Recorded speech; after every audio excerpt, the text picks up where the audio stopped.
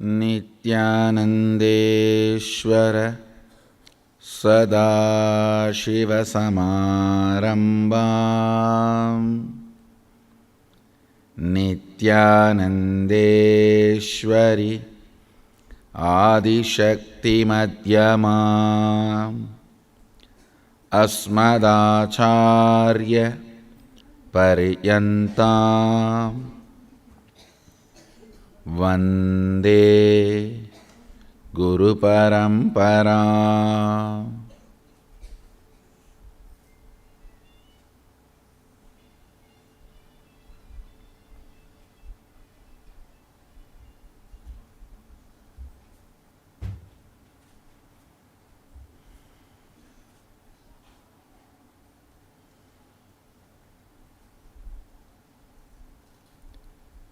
உங்கள் அனைவரையும் வணங்கி வரவேற்கின்றேன்.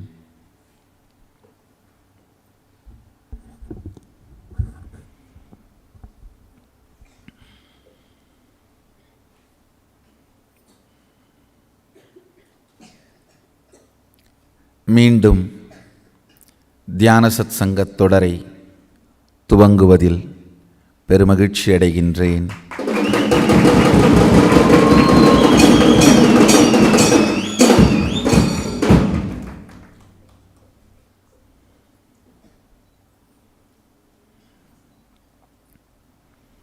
சதாசிவ பரம்பொருளே,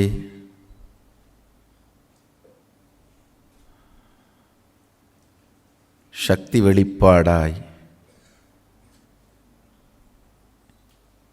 உணர்வில் பொங்கி இதயத்தில் நிறைந்து மூச்சில் முகர்ந்து நாவில் வெளிப்பட்டு உலகுக்கெல்லாம் நல்லதை செய்திடென்று வேண்டி சத்சங்கத்திற்குள் நுழைகின்றேன்.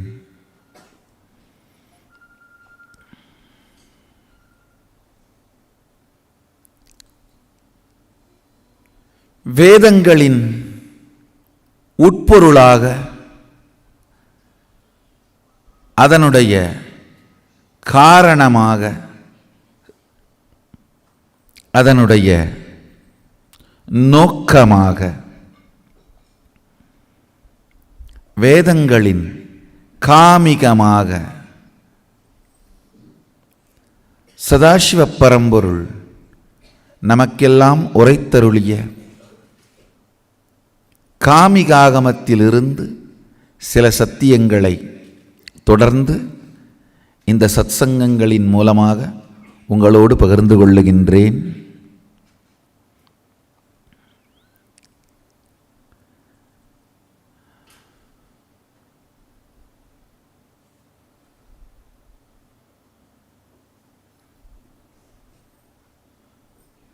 அடைய விரும்புவதும் அடையப்பட வேண்டியதும் ஆழ்ந்து புரிந்து கொள்ளுங்கள்.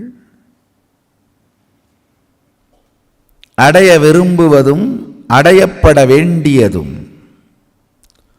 ஒரு உயிர்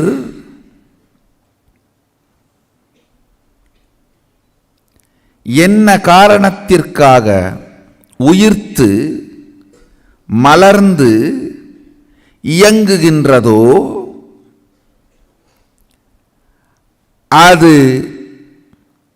இறுதி வீடு பேராக அடையப்பட வேண்டியது.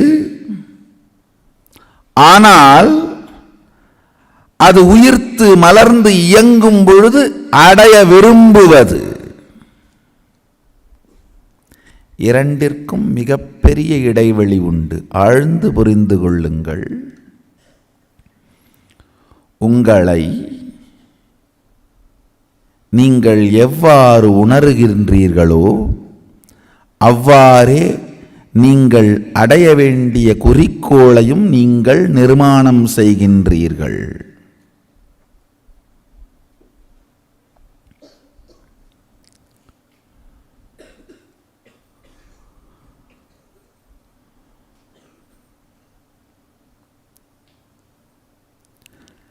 தன்னை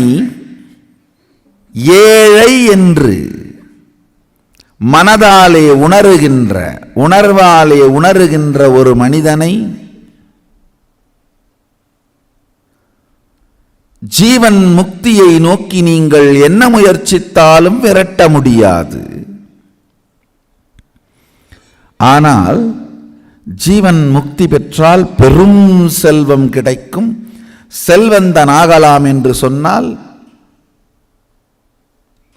அதை நோக்கி அவன் ஓடும் வேகத்தை தடுக்க முடியாது. ஆழ்ந்து புரிந்து கொள்ளுங்கள். அடையப்பட வேண்டியது அடைய நினைப்பது. ஒரு உயிர் அடைய வேண்டியது மகாசதாசிவ பதவியாக இருக்கலாம், மகாசதாசிவ பதமாக இருக்கலாம்.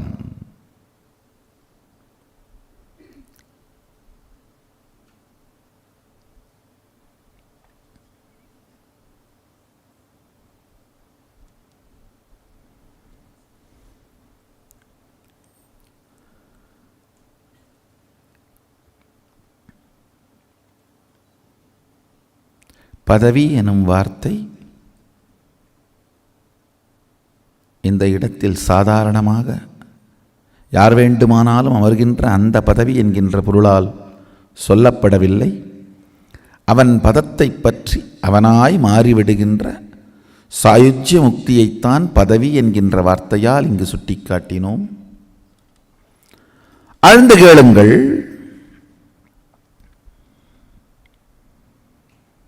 அடையப்பட வேண்டியது அடைய விரும்புவது. ஒரு ஜீவன் உயிர் எந்த நிலையில் இருந்தாலும் மிகுந்த உற்சாகத்தோடு வாழ்க்கையை நோக்கிய மிகுந்த உற்சாகத்தோடும் உத்வேகத்தோடும் வேகத்தோடும் இயங்குகின்ற நிலையில் இருந்தாலும் அல்லது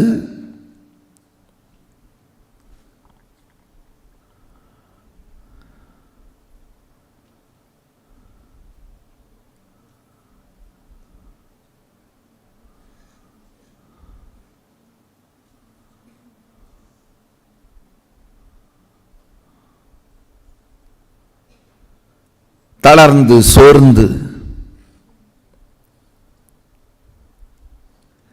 படுக்கையை விட்டே அசைய முடியாத நிலையில் இருந்தாலும் அல்லது மாயை எனும் மன உளைச்சலில் மூழ்கி தன்னை மறந்து விழுந்து கிடந்தாலும் ஒரு ஜீவன் எந்த நிலையில் இருக்குமானாலும் அது அடையப்பட வேண்டியது மகாசதாசிவ பரம்பொருளோடு சாயுஜ்ய நிலை. ஆனால் அடைய விரும்புவது அந்த ஜீவன் தன்னை எதோடு ஒன்றுபடுத்திக் கொண்டு உணர்கின்றதோ அதை சார்ந்து அமைகிறது.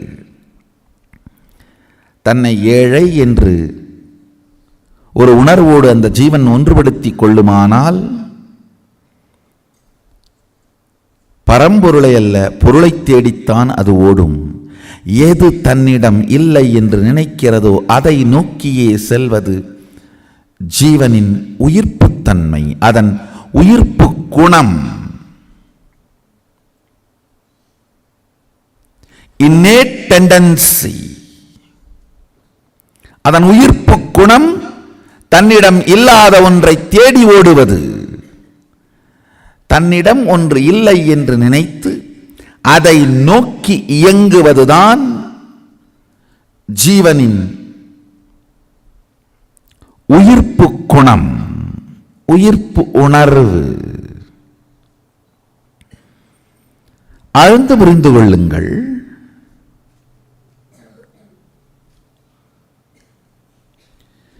எவன் தன்னை ஏழை என்று நினைக்கிறானோ அவன் பணம் தேடி ஓடுகின்றான், பொருள் தேடி ஓடுகின்றான். எவன் தன்னை அறிவில்லாதவன் என்று நினைக்கின்றானோ அவன் அறிவை தேடி ஓடுகின்றான். எவன் தன்னை பலம் இல்லாதவன் என்று நினைக்கிறானோ அவன் பலத்தை தேடி ஓடுகின்றான். எவன் தன்னை அதிகாரமில்லாதவன் என்று நினைக்கின்றானோ அவன் அதிகாரத்தை தேடி ஓடுகின்றான். உயிர் அடைய விரும்புவது உயிர் அடைய வேண்டியது. இந்த இரண்டே இரண்டு வார்த்தைகளை நீங்கள் உள்வாங்கினீர்களானால் உங்களுக்குள் இருக்கும் பல்வேறு விதமான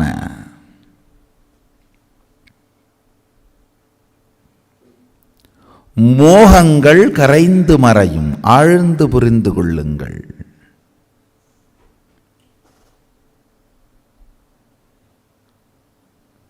ஆழ்ந்து புரிந்து கொள்ளுங்கள். உங்களுக்குள் இருக்கும் மோகங்கள் கரைந்தால்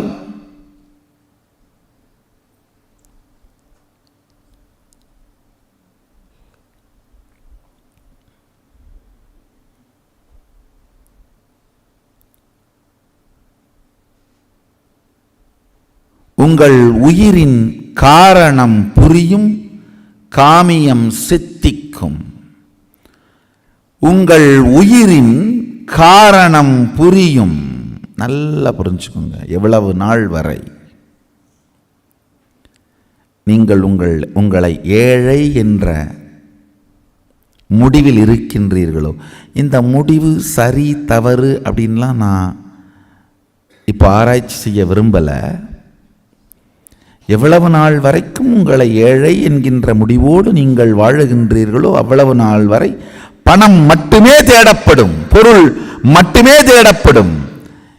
இறைவனில் கூட பொருளை அளிப்பதற்காக அவர் வெளிப்படுத்தி இருக்கின்ற பரிமாணத்தை மட்டுமே நினைந்து வழிபடுவீர்கள். நீங்கள் வழிபடுவது இறையை அல்ல, வெறும் இறையை.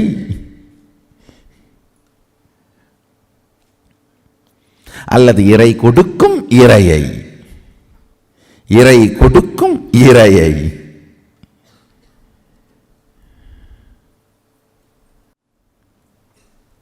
உங்களை ஏழையாக உணர்வீர்களானால்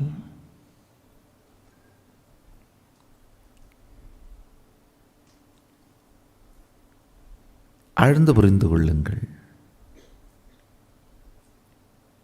நேரடியாகவோ மறைமுகமாகவோ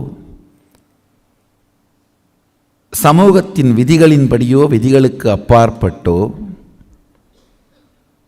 நாட்டின் சட்டத்திற்கு உட்பட்டோ சட்டத்திற்கு அப்பாற்பட்டோ பொருளை தேடிக்கொண்டுதான் இருப்பீர்கள்.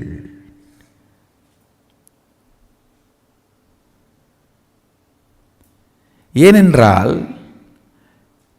இங்கு உங்களுக்குள் எந்த வெறுமையை உணர்கின்றீர்களோ அந்த வெறுமையை நிரப்புவதற்காக நீங்கள் இயங்கியே தீருவீர்கள்.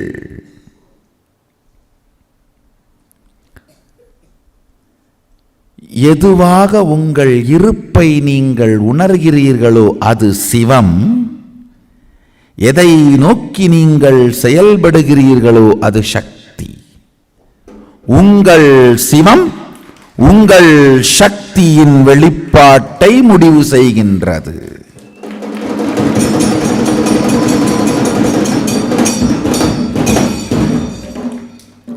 வறியவனாக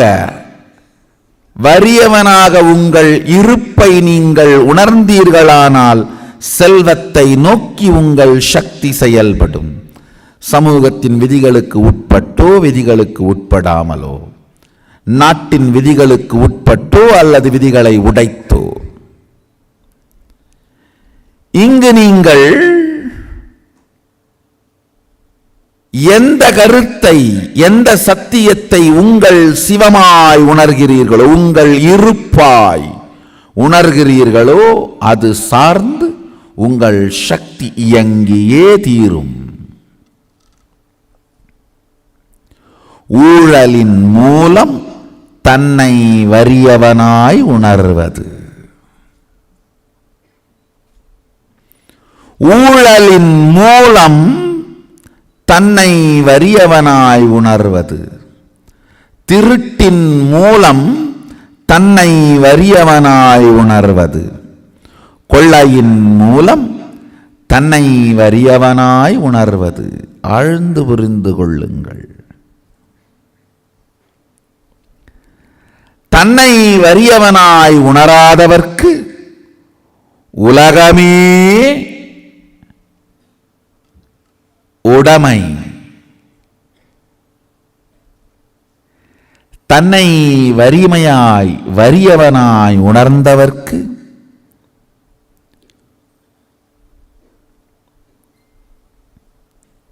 இவ்வுலகில் இல்லை உரிமை.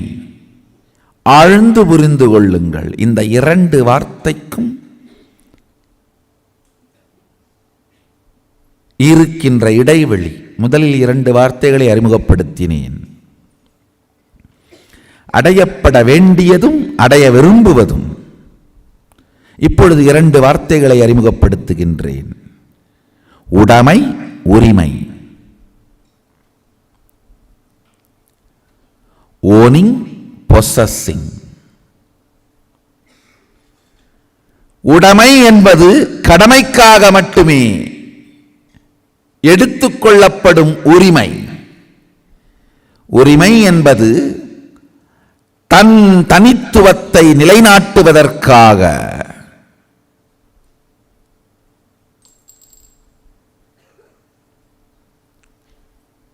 எடுத்துக்கொள்ளப்படும் அசுரத்தனமான உடைமை.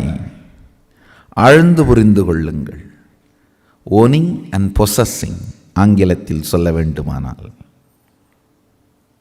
உடைமை, உரிமை.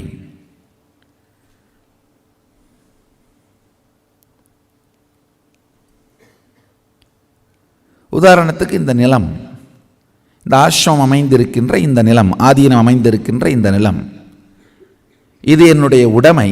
ஆனால் உரிமை அல்ல. என் உடைமையாய் வைத்திருக்கின்றேன். ஏனென்று கேட்டால் இதை காப்பதற்காக, இதை காக்கின்ற கடமையை செய்வதற்காக மட்டுமே என் உடைமையாய் வைத்திருக்கின்றேன். இதை இங்கு வந்து அனுபவிக்கின்ற எல்லோருக்குமான உரிமை பொருளாக கொடுத்து விட்டேன். நல்லா புரிஞ்சுக்குங்க. நிறைய பேர் வந்து இங்க உரிமை கொண்டாடுவதுதான் இந்த இடத்தினுடைய மகிமை, இந்த இடத்திற்கு சிறப்பு. நான் மட்டுமே உடைமையாக வைத்திருப்பதனால் இந்த இடம் உயிர் பெற்று விடுவதில்லை. பல பேருக்கும் உரிமையாய் அளிக்கப்பட்டதனால் இந்த இடம் உயிர் பெற்றிருக்கின்றது.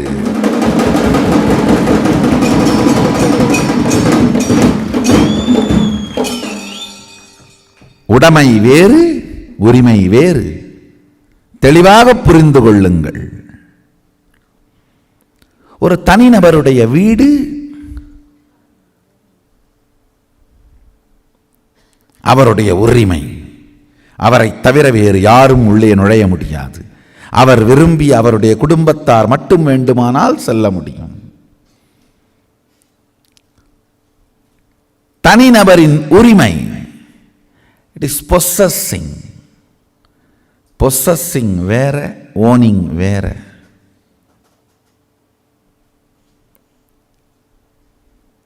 இந்த இடத்தின் சிறப்பு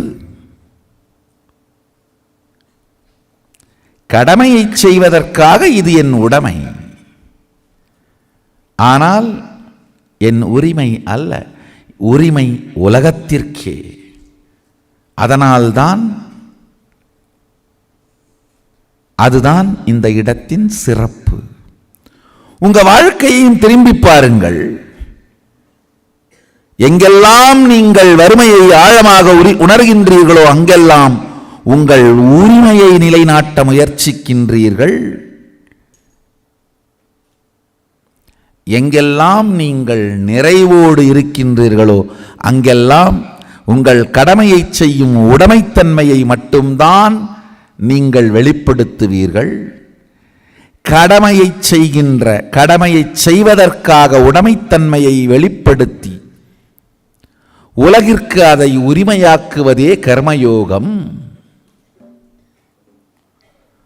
ஆழ்ந்து புரிந்து கொள்ளுங்கள்.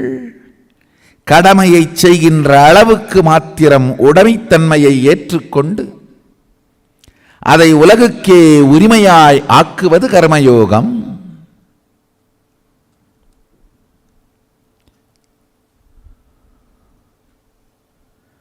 வாழ்க்கையை அப்படியே புரட்டி பாருங்க. எங்கெல்லாம் நீங்கள் கடமையை செய்வதற்கான உடைமைத்தன்மையை தாண்டி உரிமையை நிலைநாட்ட முயற்சிக்கின்றீர்களோ, எக்ஸ்க்ளூசிவிட்டி, அங்கெல்லாம் தான் வாழ்க்கை உங்களுக்கு கடுமையான வலிகளை தரும் பாடங்களை போதிக்கின்றது. கடுமையான வலிகளை தரும் பாடங்களை போதிக்கின்றது.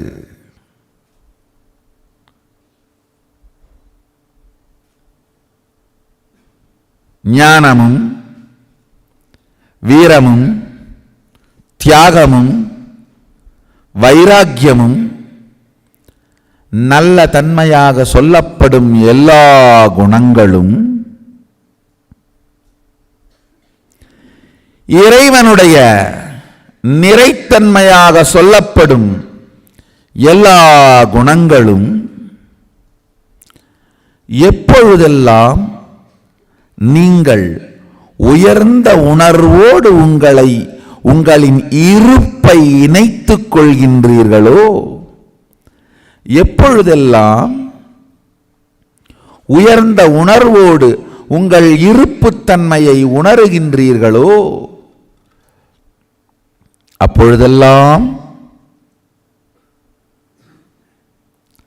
அந்த உயர் உணர்வுத்தன்மையின் இருப்புத்தன்மையை நோக்கியே உங்கள் சக்தியும் இயங்குகிறது.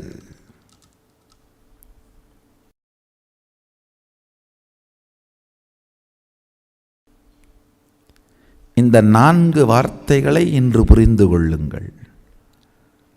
அடையப்பட வேண்டியது, அடைய முயற்சிப்பது. அடையப்பட வேண்டியதை நோக்கி உங்கள் சக்தி இயங்காமல் வேறு ஏதோ ஒன்றை அடைய முயற்சிப்பதற்கு காரணம் மோகம், அகம். உண்மையில் எது நீங்களோ அதை மறந்து வேறொன்றை நீங்களாய் நினைக்கின்ற அகம் எனும் மோகமே அடையப்பட வேண்டியதை தவிர்த்து வேறொன்றை அடைய விரும்புகின்றது.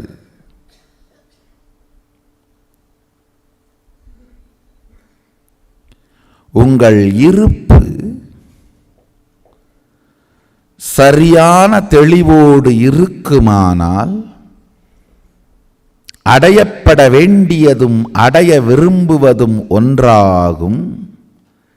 அடையப்பட வேண்டியதும் அடைய விரும்புவதும் ஒன்றானவன் சிவஞானம் மலர்ந்தவனாய் மாறுகின்றான்.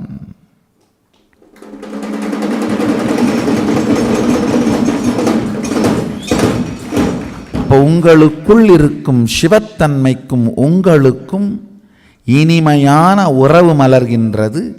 இது இரண்டிற்கும் நடுவில் இடைவெளியோ அல்லது படைவெளியோ இல்லாமல் போகின்றது.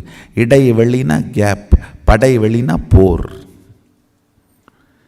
சில நேரத்தில் உங்களுக்கும் உங்கள் சிவத்தன்மைக்கும் இடையில் இடைவெளி இருக்கும். சில நேரத்தில் படையே நடக்கும், போரே நடக்கும்.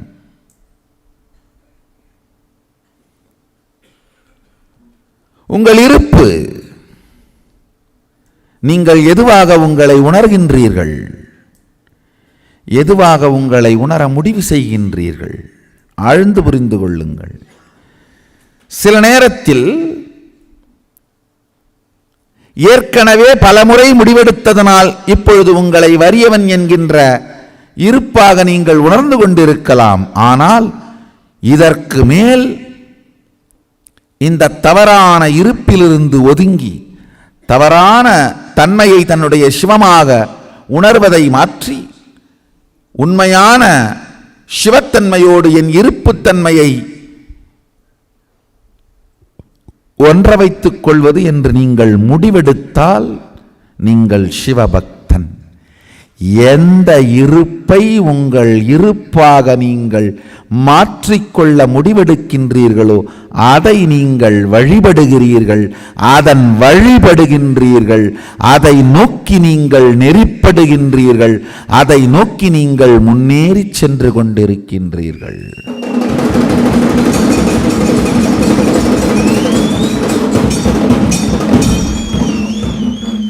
உங்கள் இருப்பின் தன்மையை மாற்றுவதாக நீங்கள் எடுக்கும் முடிவு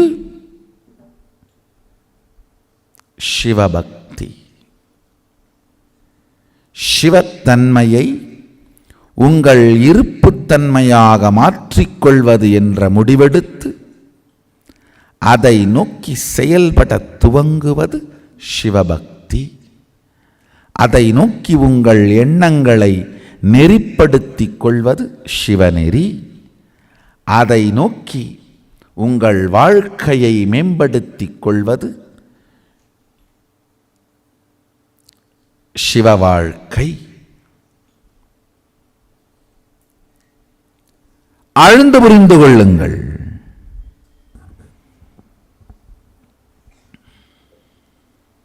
நீரும் ருத்ராட்சமும் நினைவில் பஞ்சாட்சரமும் ஊரும் ஆனந்தமும் சிவ உன்மத்த சுகபோதமும் தேரும் திருவிழாவும் பரம்பொருள் பேரும் பெருநன்மையும் உணர்வில் சிவத்தன்மை ஊரும் அன்பர்க்கே உடைமை.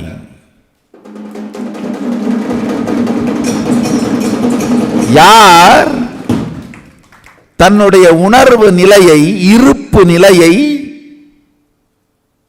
இதுவரை எதுவாக வேண்டுமானாலும் இருந்துவிட்டு போகட்டும், இதற்கு மேல் அது சிவத்தன்மையாக மாற்றிக்கொள்வேன், அதற்காகவே எல்லா முயற்சியும் எடுப்பேன் என்று முடிவெடுக்கின்றானோ அவனுக்கு இந்த நீரும் ருத்ராட்சமும் நெஞ்சில் ஊரும் பஞ்சாட்சரமும் தேரும் திருவிழாவும்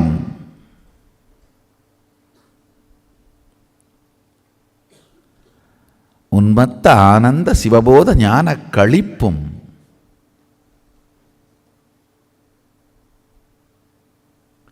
உடைமையாகின்றது.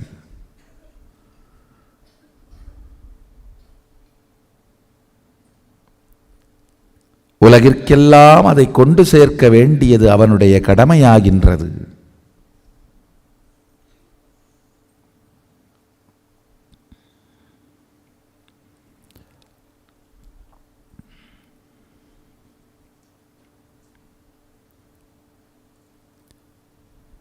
இருப்பின் திரிப்பு நாத்திகம், இருப்பின் மறுப்பு கம்யூனிசம், இருப்பின் தெரிப்பு சைவம்.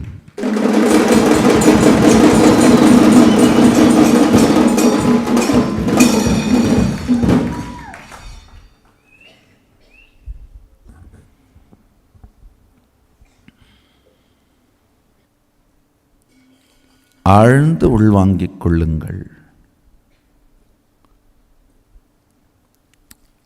அடைய வேண்டியதும் அடையப்பட வேண்டியதும் ஆழ்ந்து புரிந்து கொள்ளுங்கள். அடைய வேண்டியதும் அடைய நினைப்பதும் மாறுவதற்கு காரணம் தன் இருப்பை பற்றி தனக்கு தெளிவில்லாமல் வருகின்ற மோகம். அகம் அகம் மறந்து திரிபடையும் பொழுது வருகின்றது மோகம்.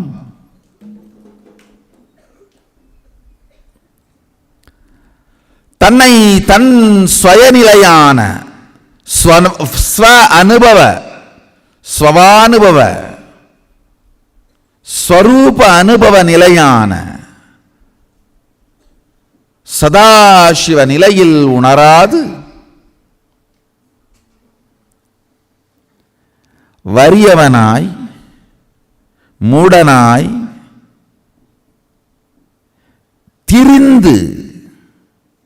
திரிபுபட்ட நிலையில் துரோபாவ நிலையில்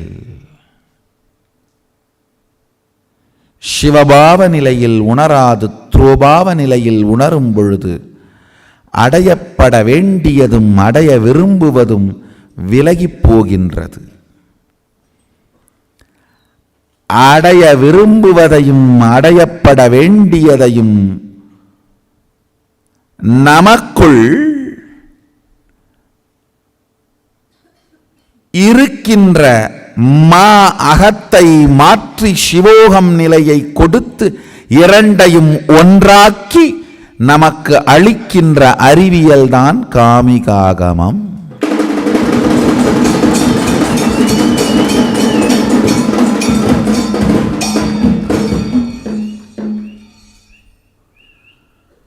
அகம் திரிபிருந்தால் அடையப்பட வேண்டியதும் அடைய நினைப்பதும் வேறு வேறாய் இருந்தாலும் அந்த நிலையிலும் அடையப்பட வேண்டியதும் அடைய நினைப்பதும் ஒன்றாகிவிட்டாலும் அந்த நிலையிலும் அடையப்பட வேண்டியது அடைய நினைப்பது அத்துணையையும் அதன் மூலத்திலிருந்தே அகத்திலிருந்து அகத்திலிருந்து சிவோகத்திற்கு நம்மை கொண்டு சென்று சேர்த்து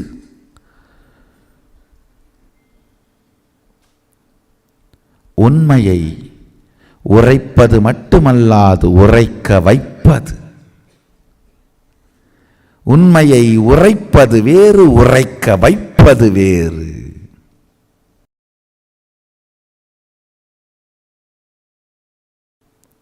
வெறும் உரைத்தலால் அகங்காரம் மாறிவிடாது. காரமோடு உரைக்க வைக்கும் பொழுதுதான் அகங்காரத்திலிருந்து காரம் விலகி அகம் சிவோகமாய் மலரும்.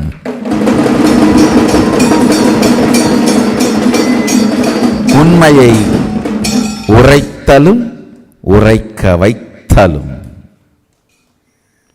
எனும் இரு நிலையிலிருந்தும் சத்தியத்தை சதாசிவ பரம்பொருள் நமக்கு சாத்தியமாக்குகின்றார் இந்த காமிகாகமத்தின் மூலம்.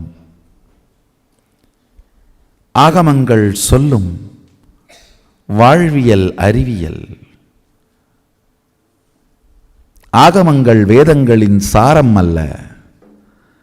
ஆகமங்கள் வெறும் வேதங்களின் சாரம் அல்ல. ஆகமங்கள் வேதங்களின் உட்பொருள். ஆகமங்கள் வேதங்களின் உட்பொருள்.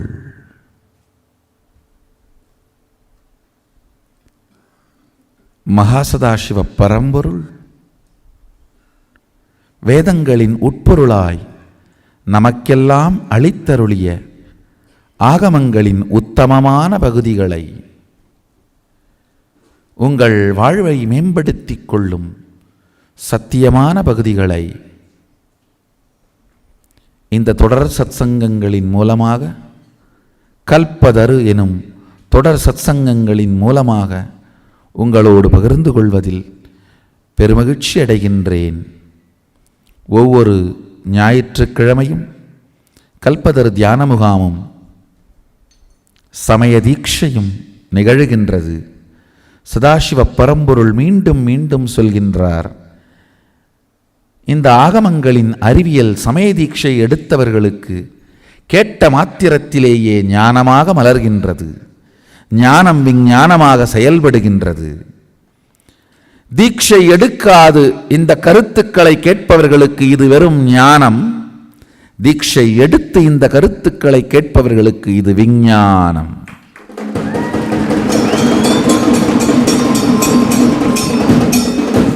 தினந்தோறும் இந்த சத்சங்கங்களை கேட்டு இதை உங்கள் அனுபூதியாக மாற்றிக்கொள்ள விரும்புபவர்கள் வாருங்கள். ஒவ்வொரு ஞாயிறும் சமய தீட்சையான சிவதீட்சை காமிகாகமத்தின்படி உங்களுக்கு அளிக்கப்படும். கல்பதர் யோகம் தியான வகுப்பும் சமய தீட்சையும் உங்களுக்கு அளிக்கப்படும். வருகின்ற பிப்ரவரி 13ஆம் நாள் மகாசதாசிவராத்திரி. மகாசதாசிவ பரம்பொருளின் இருப்பை